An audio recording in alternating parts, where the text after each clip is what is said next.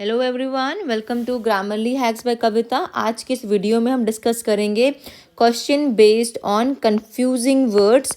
ये मैंने already playlist में डाल रखे हुए हैं, चाहे तो आप पहले उन्हें जाके देख लें। एटलीस्ट आपको वहाँ पे 5-6 वीडियोस मिल जाएंगी इस टॉपिक के ऊपर। इनको एग्ज़ाम से पहले ज़रूर देखिए। हर वीडियो जो रहती है आपकी 10 से 15 मिनट की, ज़्यादा लंबी वीडियोस नहीं है आपकी। इसके अलावा आप लोग होमोफोन्स और होमोनियम्स को भी ज़रूर देख के जाना एग्ज़ाम से पहले, क्योंकि जितने भी मैंने करवाए हुए हैं प्लेलिस्ट में सारे के सारे एग्ज़ाम ओरिएंटेड ही हैं, काफ़ी इंपॉर्टेंट रहेंगे आपके लिए।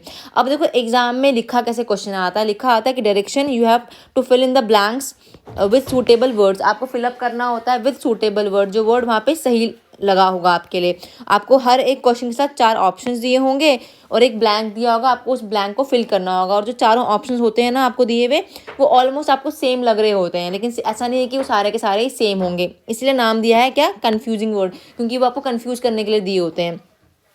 अब देखो क्वेश्चन को लिखा है, पहला question, we should blank our vote wisely to strengthen the democracy. हमें अपना वोट देना चाहिए समझदारी से, ताकि डेमोक्रेसी क्या हो सके, स्ट्रेंथन मतलब मजबूत हो सके डेमोक्रेसी।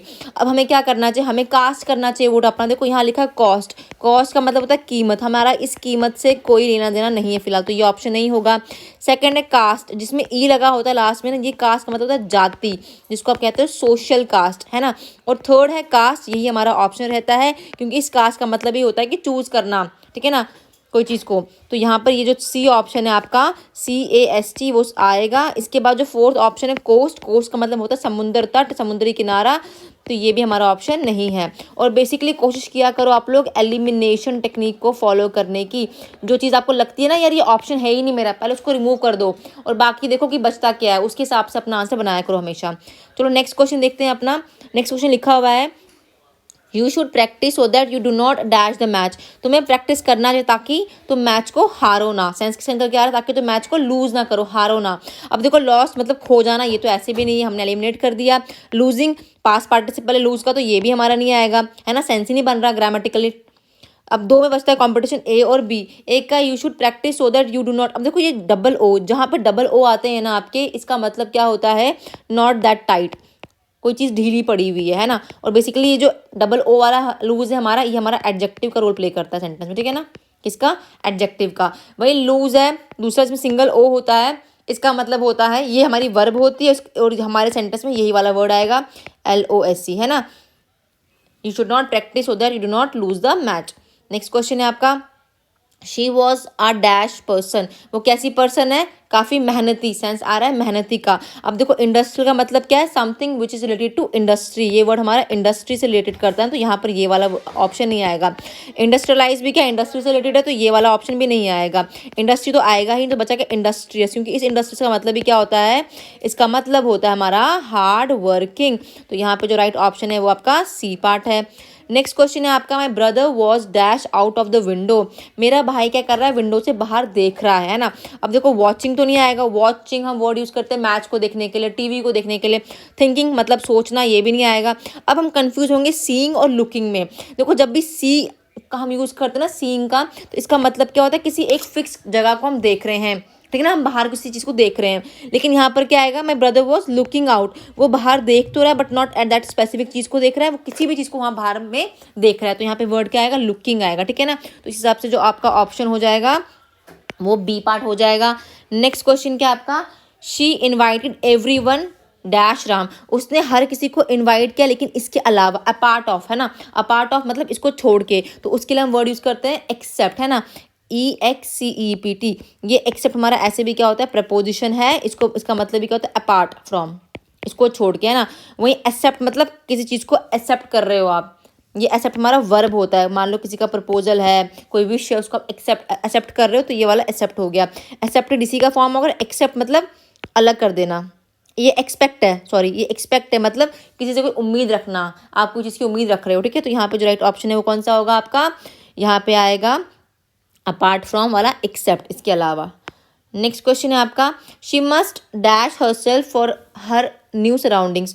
उसे अपनी नई सराउंडिंग के हिसाब से करना चाहिए, क्या करना चाहिए, एडजस्ट करना चाहिए ना, या एडजस्ट करना चाहिए। तो इस एडजस्ट के लिए एक वर्ड बना होता है, उसको हम बोलते हैं उसको हम कहते हैं adapt, ADAPT। Most of the बच्चे यहाँ पे अडॉप्ट का सोच लेंगे, ADOPT, लेकिन ये अडॉप्ट होता है गोद लेना, ठीक है ना। ये वाला यहाँ पे नहीं आएगा, यहाँ पे एडजस्ट की बात आ रही, जहाँ पे एडजस्ट का सेंस आएगा ना, एडजस्ट, वहाँ पे अडेप्ट आएगा, ADAPT।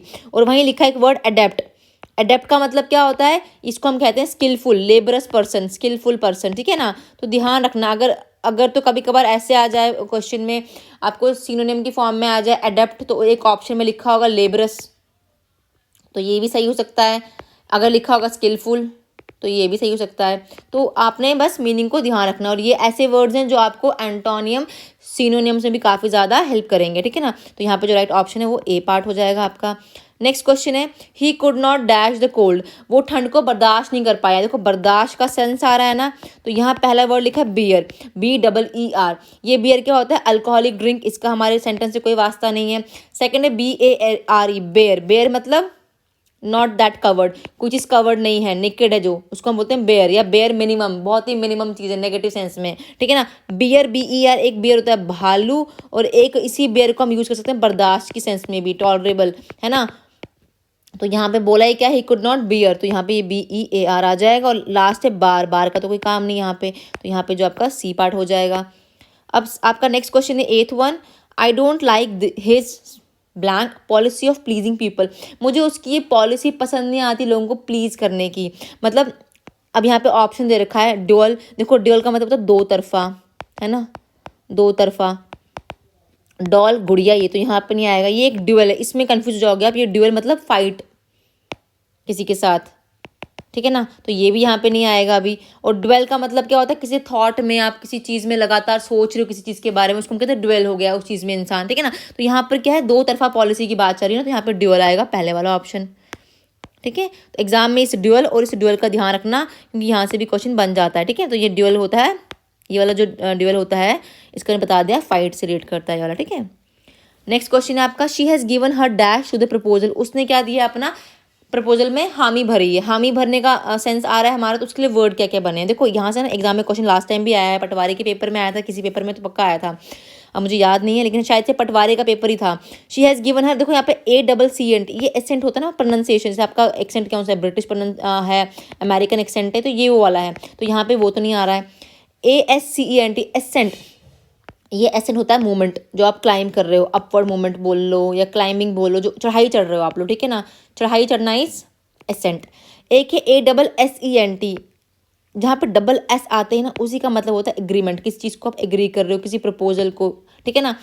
तो यहाँ पर एसेंट की बात हो रही है, ठीक है ना, ASS, कि उसने अपना हामी भरी है उस प्रपोजल के लिए, ठीक है ना। और ASCE एक है एसेंट, ठीक है ना। अब ध्यान का रखना आपको हमेशा एग्जाम में, ध्यान ये रखोगे आप एग्जाम के लिए, कि जहाँ पर डबल सी आगे, एसेंट में जहाँ पर डबल सी आगे, उसका मतलब क्या है, वो रिलेट करता है आपकी प्रोनाउंसिएशन से, ठीक है ना। जहाँ पर डबल एस आ गए, जहाँ पे डबल एस आगे, वो होता है आपका एग्रीमेंट। क्या हो गया, डबल एस वाला वर्ड क्या रहेगा आपका, एग्रीमेंट रहेगा, ठीक है ना। और जहाँ पे ASCENT हो गया, उसका मतलब क्या होता है, क्लाइंब, क्योंकि यहाँ से एग्जाम में क्वेश्चन बन जाते हैं। तो ये वाला जो है, ये क्या रहेगा आपका, क्लाइंबिंग वाला। तो ध्यान रखना, SC वाला जो होगा वो क्लाइंबिंग का होगा, डबल C होगा प्रोनाउंसिएशन का होगा, डबल S होगा वो एग्रीमेंट का होगा। और यहाँ पे भी सेम वर्ड मैंने लिख दिया हुआ है, तो इसमें कंफ्यूज नहीं होना। और अगर एडजेसेंट होगा तो उसका मतलब होता है नियर बाय, ठीक है ना। नेक्स्ट क्वेश्चन है आपका, the dash course consisted of cream and fruit, किसी चीज़ में क्या क्या है, क्रीम एंड फ्रूट है, तो मतलब यहाँ पे एक डेजर्ट है, डेजर्ट मतलब वीराना, तो ये तो यहाँ पे नहीं आएगा, डेजर्ट वाला राजस्थान वाला, डेजर्टेड इसी का फॉर्म है, ये भी नहीं आएगा, और डेजर्ट्स भी नहीं आएगा, तो बचा डेजर्ट। डबल S वाला डेजर्ट जो होता है, इसको हम यहाँ पे यूज़ करेंगे, ठीक है ना। द डेजर्ट कोर्स, डेजर्ट जो कोर्स था वो बना किसका था, उसके अंदर क्रीम एंड फ्रूट थे, जो हम डेजर्ट खाए, खाने के बाद जो मीठा खाते हैं उसमें क्या था, क्रीम एंड फ्रूट था, ठीक है। तो यहाँ पे डेजर्ट हो जाएगा डबल S वाला। सिंगल S मतलब आप समझ जाओ इसका मतलब क्या होता है। नेक्स्ट है, please get a dash reserve for me in the train, उसने कहा कि मेरी एक ट्रेन में क्या करना, सीट रिजर्व रखना। तो ट्रेन के लिए हम यूज़ करते हैं वर्ड बर्थ, BERTH, ये होता है सीट इन ट्रेन, ठीक है ना, क्या होता है, बर्थ सीट, ठीक है ना। वहीं बर्थ मतलब जन्म देना, यहाँ पे ये नहीं आएगा। बाथ इज नहाना, ये भी नहीं आएगा। एंड ब्रीथ इज सांस लेना, ये भी नहीं आएगा, ठीक है ना। तो यहाँ पर बर्थ बी ऑप्शन सही है। नेक्स्ट क्वेश्चन है आपका, he dash to become an author, वो चाहता है ऑथर बनने की ख्वाहिश रखता है वो, है ना। तो यहाँ पर क्या होगा, एक्सपायर मतलब खत्म हो जाना, कोई चीज़ एक्सपायर हो चुकी है, कोई दवाई एक्सपायर होगी, ये नहीं आएगा। तो यहाँ पे जो ऑप्शन है एस्पायर्स है, he aspires to become. Aspires का मतलब ही क्या होता है, to have strong desire to do something, कुछ तो करने की स्ट्रॉन्ग इच्छा होना। तो यहाँ पे बी ऑप्शन है। 13 क्वेश्चन है आपका, parliament is in dash these day, parliament किस में इस टाइम पे, सेशन पे है ना। अब देखो सेशन का मतलब क्या होता है, ये वाला जो फर्स्ट लिखा हुआ है SEES वाला, यही होता है फॉर्मल मीटिंग जो होती है कोर्ट, आप कह लो कोर्ट में हो गया, पार्लियामेंट में हो गया, सत्र जिसको आप सत्र कहते हो हिंदी में, है ना। तो ये सेशन यहाँ पे आएगा SESSION। जब भी होती है कोर्ट की बात, आप कह लो पार्लियामेंट की बात, सेशन जो सत्र जो होता है वो S से स्टार्ट होता है। वहीं C वाला जो होता है ना, C से स्टार्ट जो होता है, इसका मतलब होता है आप कह लो गिविंग, आपको जिसको समझौते के लिए आपने छोड़ दिया, आपने सबमिट कर दिया खुद को वहाँ पर, ठीक है ना। तो उसको लिख लो, या तो टू सरेंडर कर देना। मान लो कोई वॉर हो रही थी, कोई झगड़ा था, आपने वहाँ पे उसको रोकने के लिए आपने खुद को सरेंडर कर दिया, आपने कहा कि चलो छोड़ दो, समझौता कर लेते हैं इस चीज़ के ऊपर, एग्रीमेंट कर लेते हैं यहाँ पर, इसके बाद नहीं लड़ेंगे या कुछ, ठीक है। तो समझौते के लिए हम यूज़ करते हैं। सीजन का मतलब क्या होता है, जो आपके आते रहते हैं, ये भी यहाँ पे नहीं आएगा। तो जो ऑप्शन यहाँ पे है पहला वाला ही सही है, ठीक है ना। नेक्स्ट क्वेश्चन है आपका, I must dash you on your good manners and impeccable behaviour, मैं तुम्हें जानता हूँ तुम्हारे अच्छे मैनर के लिए और तुम्हारे फ्लॉलेस या कह लो परफेक्ट, इसका मतलब इम्पेक्केबल का मतलब होता है परफेक्ट या फ्लॉलेस बिहेवियर के लिए। तो आई मस्ट कॉम्प्लीमेंट, कॉम्प्लीमेंट का मतलब क्या होता है, प्रेज करना, है ना। तो प्रेज के लिए आई वाला लगेगा, ठीक है ना। जहाँ पे एल के बाद आई आया इसका मतलब प्रेज हो गया, जहाँ पे एल के बाद ई आ गया ना, इसका मतलब होता है कंप्लीशन। क्या होता है, कंप्लीशन मतलब आप सिंपली कह लो किसी चीज़ में कुछ आप और ऐड कर रहे हो ताकि उसको अच्छा बना सको। जैसे हम कहते हैं कोई चीज़ कॉम्प्लीमेंट्री मिल रही है ना। आपने एक जोड़ा सूट का खरीदा, आपको उसके साथ किसी ने वॉच गिफ्ट कर दी, वो कॉम्प्लीमेंट्री कर दिया उसको अच्छा बनाने के लिए, ठीक है ना। एक होता है वर्ड कंप्लायंस, कंप्लायंस का मतलब होता है रूल्स को, लॉ को फॉलो करना, उनको रेगुलेट करना, उनको कंफर्म करना। तो जो यहाँ राइट ऑप्शन है, यहाँ कॉम्प्लीमेंट का सेंस आ रहा है तो पहला वाला जाएगा।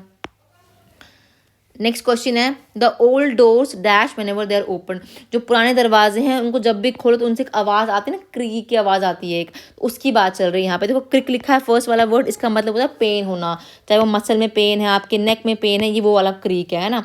सेकेंड है CREAK, इसका मतलब होता है दैट साउंड दरवाजे करते हैं, ठीक है ना। तो यहाँ पे CREAK आएगा। क्राई का मतलब रोना, ये तो ऐसे भी नहीं आएगा। और क्रीक मतलब होता है क्या, छोटा सा रिवर, स्मॉल रिवर। तो जहाँ आप कंफ्यूज हो सकते हो वो वर्ड क्या है, वो क्रीक है, CREE, जो मैंने कहा स्मॉल रिवर होता है। एक है CREAK, जहाँ पे EA आएगा, वो हो गया दैट साउंड जो क्रिएट होती है जब दरवाजा हम खोलते हैं, जब जंग लग जाता है उनको। और एक होता है CRIC, क्रिक, ये होता है पेन, ठीक है ना। तो इन तीनों को भी आप ध्यान रख लेना। तो ये जितने मैंने वर्ड्स करवाए अभी, जितने हमने क्वेश्चंस किए, सारे के सारे किस पे बेस्ड थे, ये सारे के सारे आपके कंफ्यूजिंग वर्ड्स पे थे। तो इनको अच्छे से कर लेना। इसका नेक्स्ट सेशन में फिर से ले आऊँगी जहाँ पे मैं आपको और 15-20 क्वेश्चन करवा दूँगी। आई होप आपको अच्छा लगता होगा। अगर अच्छा लगता है तो लाइक करें, सब्सक्राइब करें, शेयर करें मेरे चैनल को। Thanks and have a nice day.